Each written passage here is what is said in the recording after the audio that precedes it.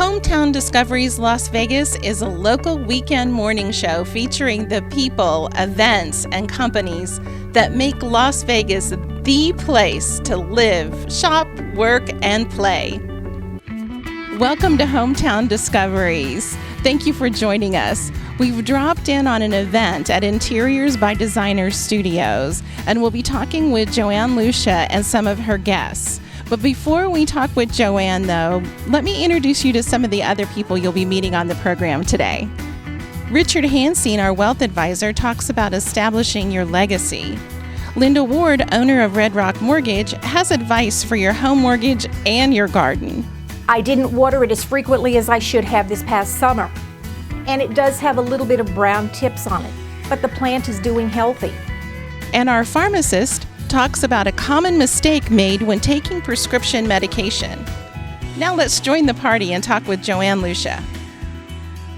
Oh, hi, Joanne. Thanks for having us at your party. You throw a great party. Tell us about what's going on. Thank you very much. We have, actually this is considered a designer mixer, and we have invited all of the design community groups that we have in town, as well as a number of clients of the showroom and just general wonderful people. Bring them all together under one roof. Well, it feels like old home week to me. I've run into several people that I know and have known over the years here. This is so fun.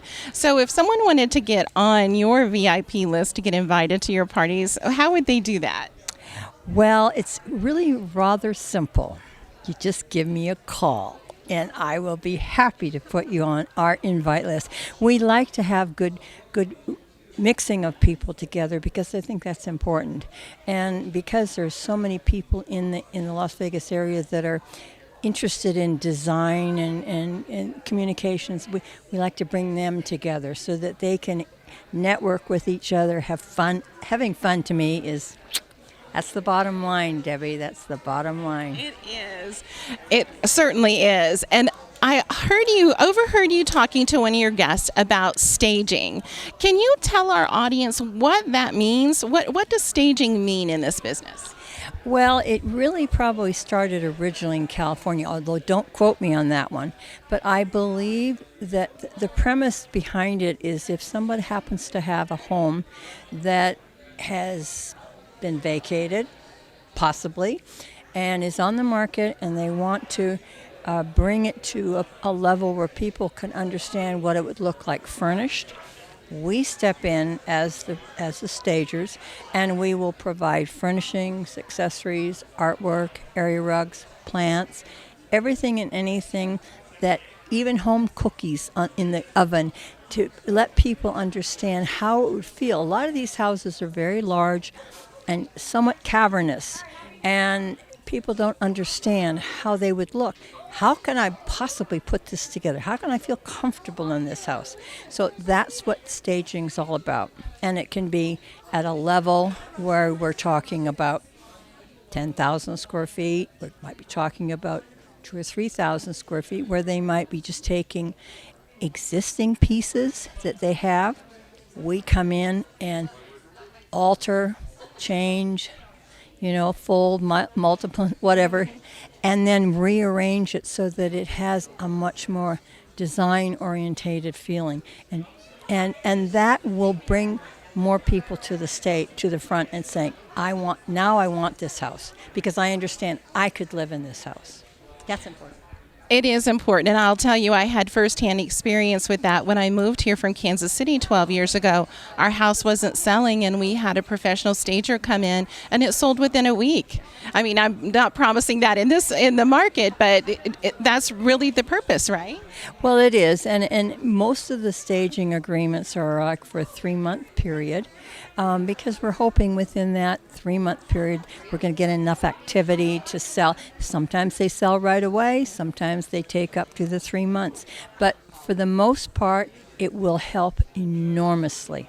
And it's always fun for us from the staging standpoint to come in and kind of make a silk purse out of a sow's ear, if you pardon the expression, because I think that's important too. People need to romanticize their home and make it livable and lovely. And so what is the biggest misconception in this business? Well, I think, unfortunately, interior designers and relative people to the design community have sort of a bad rap going, that people feel that they have to spend a lot of money in order to bring a designer in. It's going to cost them a lot of money, and in truth, that's not right. We are teachers. We wear a lot of hats in this business. But the most important thing is that we have fun taking a project to a different level, bringing our ideas culminated with their ideas, because it's still important at the end. When we're done, we walk out the door, the client will turn around and say, boy, I did a good job. That's important. That's important. Nice. And so what's your favorite thing about this, about the design business and about your studio here, Interiors by Designer Studio?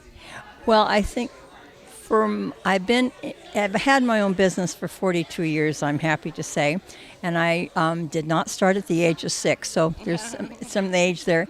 I think having fun, because you take a project and you give it birth. You walk it from its inception to the final stages when you're putting the final towel in the bathroom or whatever it might be. And what I've long learned because of my tenure in this is that we must have fun. Spending money is a serious situation. I don't care what level you're at. I don't care where your budget is. It's still a serious situation. And if we can have fun at the end, then I think we've all accomplished what we want to do. That's great. You're so passionate about interior design, and I'm so glad that you host us here. And we're going to meet with some of your guests here as the party goes on. And I look forward to seeing you again in the future here, Joanne. Debbie, you are welcome here anytime you want. Thank you so much for joining us. If you'd like to have a little fun browsing the showroom, just stop by so we can help you create the right look for your home.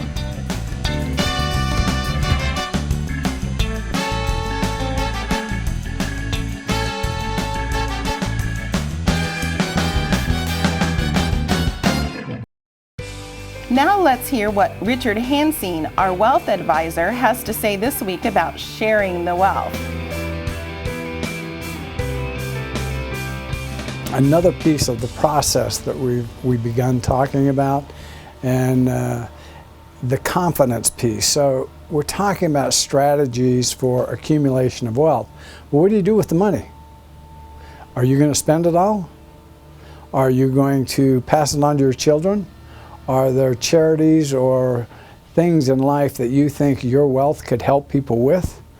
Those are issues that we deal with, again, and they sometimes are a little bit contentious. Typically, you raised your children and you think they're always going to be children. And depending on the size of the estate that you have, they're going to grow up and have to be adults. Now, 2/3 of the money that's passed on disappears by the third generation. So what we want to do is help people educate those families so that they've worked so hard they can keep that estate in place.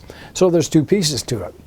We need to deal within the existing law for estate tax planning, which we do by collaborating with legal counsel and attorneys that we deal with, or your attorney if you have one, to ensure that the structure is adequate for passing the wealth on.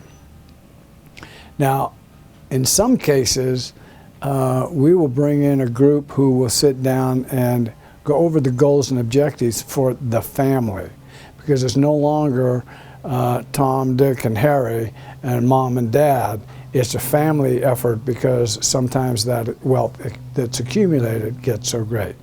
We have a client, this is a lot of money. It's not every client we deal with. It's an exception to the rule. But they have about $35 million. That's been accumulated over 2 generations. Now the issue is the 3rd generation. In order for that to continue on, the 3rd generation has to buy into the philosophies that their parents had in accumulating that money and the values that it has. They also have to get involved in the decision process about where do you invest it? What do you do with it? What kind of a lifestyle do you want to maintain? Do you want to spend it or not? In this particular case, by the time the children come into the estate through the trust process that's all been set up for them, they'll be about $100 million. So when we start talking today, we can't talk about what do you do with $30 million. We have to look down the road and look at these children who are going to be blessed with a significant amount of money, but have the responsibility of, say, $100 million. We do have techniques that we use to bring people together and bring facilitators together to ask the right questions and put together the right set of goals and objectives for the family, not just the individual, as to what are we going to do with this money, how big is it going to get, and how are we going to benefit not only us, but the community that helped us build this wealth.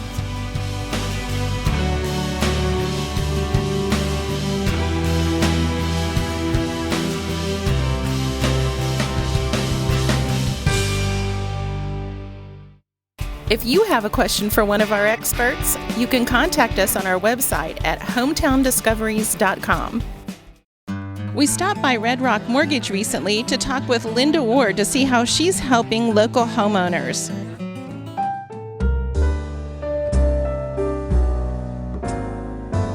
Hi, welcome to my office at Red Rock Mortgage. Thanks for coming in today. Today, you've decided that you are either going to refinance your home or you're going to purchase a home, and that's why you're here. You're going to make a loan application today. So we're going to talk about some of the loan documents that you need to bring in for a loan application. First, number one, I'm going to need to see 2 years of your tax returns with your W-2s or your 1099s. Then I'm going to need to see 2 payroll stubs. Now, what if you're not working and you're retired? You still have a source of income. What about your Social Security? What about your retirement? What about a pension? I need to see 2 sources of income for you. I also need to see your bank statements, a minimum of 2 bank statements. Whether it's your checking or your savings, 401k, a pension, anything like that that's going to show me your assets. Because if you're going to purchase, I need to see where's your down payment coming from. And then I need to be able to identify you. So don't forget your driver's license. I need to be able to prove that you are you, the one making the loan, and the one that I am going to be pulling your credit report. And then any other documentation that you might have. If you have filed bankruptcy, I will need to see your bankruptcy papers. If you're going to refinance and you've now placed your home in a trust, I need to see your trust documents. But that will get us started on doing your loan application, whether you're going to purchase your dream home or refinance your dream home. So give me a call, Linda Ward at Red Rock Mortgage, 320-9595. See you next week. Hi, I'm Linda with your gardening tip for the week. Usually we're outside or we're talking about outdoor plants. However, today we're in my office at Red Rock Mortgage. The plant that you can see behind me has been in the same location for over 10 years now. Indoor house plants do not really like to be moved much, so once they're in their spot, leave them. They're used to the windows with the sun coming in, they're used to the air conditioner, so plants really like to stay in the same spot. Now, as you can see, this plant behind me, I didn't water it as frequently as I should have this past summer. And it does have a little bit of brown tips on it, but the plant is doing healthy. So all you do, take your scissors, go along, and then just trim the little brown ends. So how do you tell what is enough or not enough water? Basically, I use the old-fashioned way. I stick my finger in the soil, about 2 inches down, and if it's still moist, there's enough moisture in the plant, in the soil. But once it starts getting to the top of the the soil and it's dry, you need to water it. But the best suggestion is just keep your house plants or your office plants watered every week. That's your gardening tip for the week. Have a great week gardening. What's your favorite Las Vegas discovery? Follow us and tweet with us at Hometown D. We're here with Joe Vassallo, one of the sponsors of the Mid-Century Modern Weekend, and you'll be seeing more of that weekend tour in future episodes. But we wanted to talk with Joe here. Joe, tell us a little bit about why you're sponsoring this weekend and what you do to help restore homes. Well, I really believe in the Architectural Design and Art Society. I've been a member now for a number of years and just love working with all the folks here. So that's my inspiration for doing this. But I've been building pools here in the Valley for about 25 years. I have my own company, Paragon Pools, since 2001. And we've enjoyed some really nice success in the Valley, and we thank all our supporters over those 11 years. But we like to think we're kind of beautifying the Valley like one backyard at a time. So, and to your question, one of the things we've been doing a lot of lately is doing that remodel, kind of restoring some of the older pools and bringing them up to a little more modern look, or even just a change from what people have had before. So there's lots of new things on the market, new tiles. We do a lot of work, kind of Frank Lloyd Wright-ish look to the pools, where we're using a lot of natural materials, ledge stone and flagstone type materials to change the look from the old kind of blue bathroom tile look that we've had here since the 60s. So it's been a lot of fun, worked with a lot of great people, and we've really, on our website, paragonpoolslv.com, we have lots of remodel photos where you actually can see before and after photos. Nice. And so you have written a book. Right. One of my big firm beliefs is enjoying the backyard. And so I got kind of a pictorial essay, really, called The Alfresco Life. And it's all about introducing people on how to use the outdoors and bringing in that indoor-outdoor togetherness at the same time. So there's lots of ideas, not just for pools and spas. We have outdoor kitchens, fire pits, fireplaces, lots of different settings throughout the book. There's even a section on cooking. My good friend Gustav Mahler of Spadini's Restaurant gave us some great recipes for people to use in their outdoor kitchens and so on. And one of the things I'm most proud of, I'm a big supporter of the Title I Hope for Clark County, which is the homeless education program. They are in dire need of lots of funds because of all the homeless people we do have here in Vegas. We've donated, my partner and I, Mary Vale, who's the photographer, donated all our proceeds back to the Clark County School District to help those unfortunate kids. Wow, how generous of you. That is wonderful. I wish it was more. It's not a lot, but if people go out and buy the book, which is available actually through our publisher, schifferbooks.com, or through amazon.com, and it's only about $40, and it's a good cause.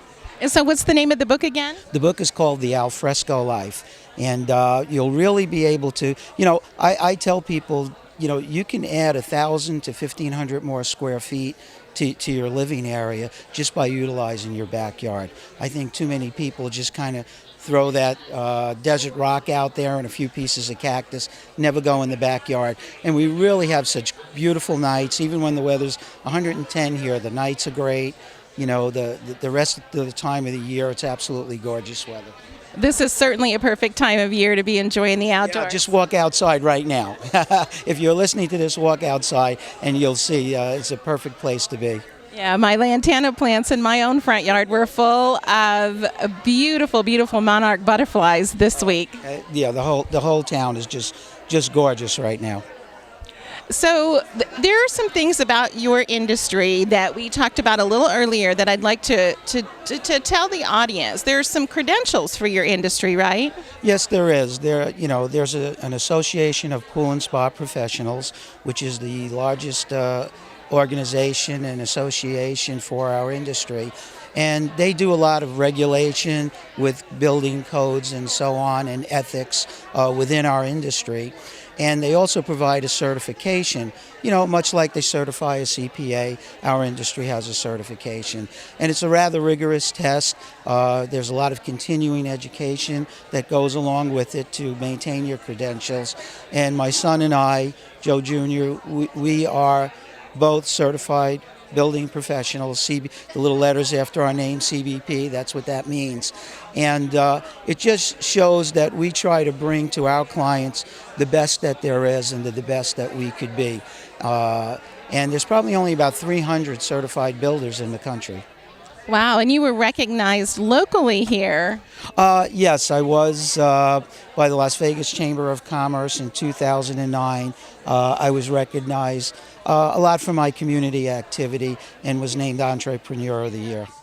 Congratulations. I know that's a wonderful honor.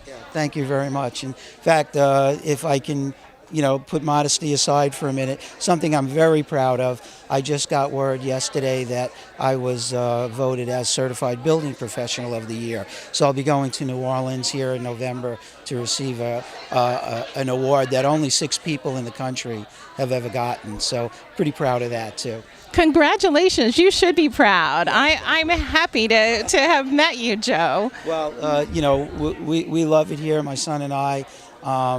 We enjoy doing the designs for people, and it's not only a job for us, it's a passion. That's wonderful. Thank you so much. Oh, thank you, Deb.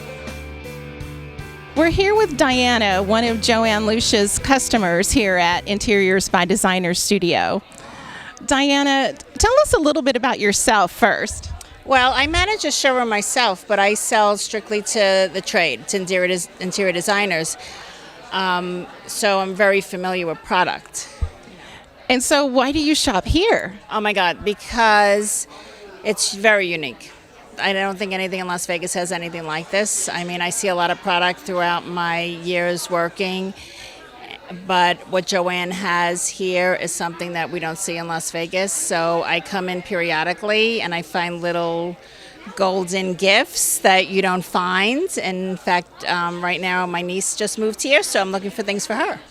Oh, great. So you're doing a little shopping tonight. Yes, I am. Yeah. That's great. Well, thank you so much for chatting with us. Now, before we end, tell us your favorite thing about Las Vegas. I come from New York, so I needed excitement in another city, and I think there is nothing like Las Vegas for excitement. We have it all here. We have the entertainment, we have the theater now. It's wonderful. I love to hear someone from New York say they come to Las Vegas for excitement. I love that. And we don't have the traffic. That's true. Thank you so much, Diane. You're very welcome. Want more hometown discoveries? Check out our Facebook page and hit the like button. We'll be posting behind the scenes photos and comments that we want to share with you.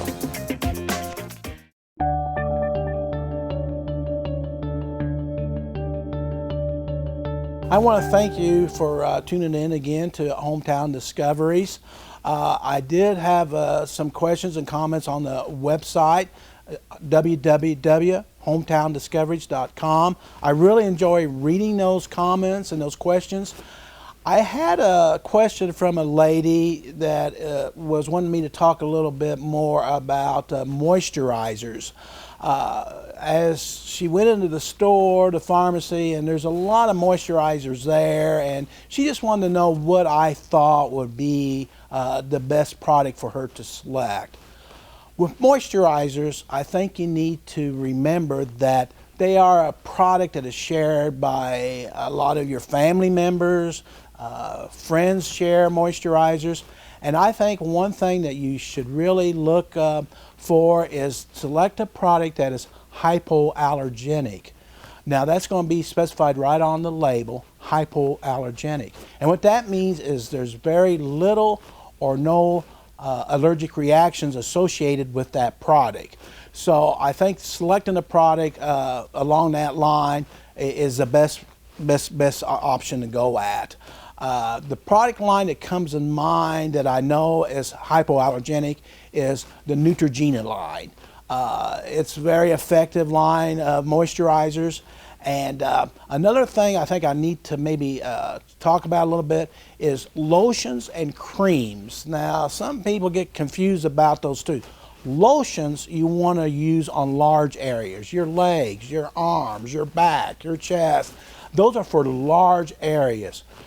Cream, on the other hand, is a little bit more concentrated. So you want to use a smaller amount of that product, and you want to just use that basically in small areas, such as your hands or your feet, because it's very concentrated, so it's a lot stronger than the lotions would be. So and plus your creams are kind of a bit expensive, so I think you want to use those very sparingly. Again, I want to thank all of you for going on our website and providing me for some questions and some topics. Tomorrow I will talk about another question that I have. Again, I want to thank you for watching our show. And again, your health is priceless.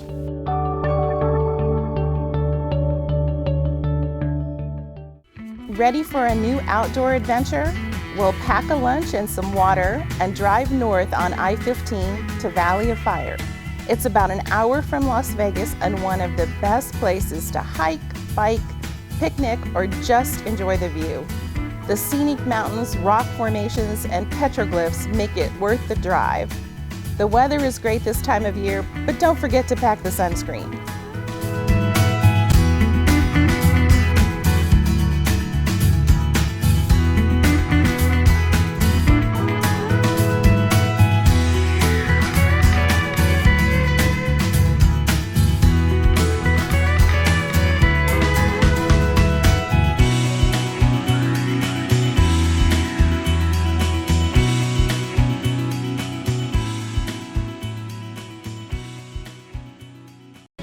Previously on Hometown Discoveries, you heard from Branch Whitney, local author and hiking expert. You can see all our past programs on YouTube. You can even subscribe to our channel, youtube.com/Hometown Discoveries. Well, the party's over for now. We're already looking forward to next week with more Hometown Discoveries for you. We'll be back next week with more Hometown Discoveries. Our regular experts, Linda Ward, Richard Hanseen, Debbie Donaldson, Joe Marsh, and we'll be joined by several new and surprising guests. Have a great week, and we'll see you next Saturday at 8:30 a.m. right here on KTUD Vegas TV.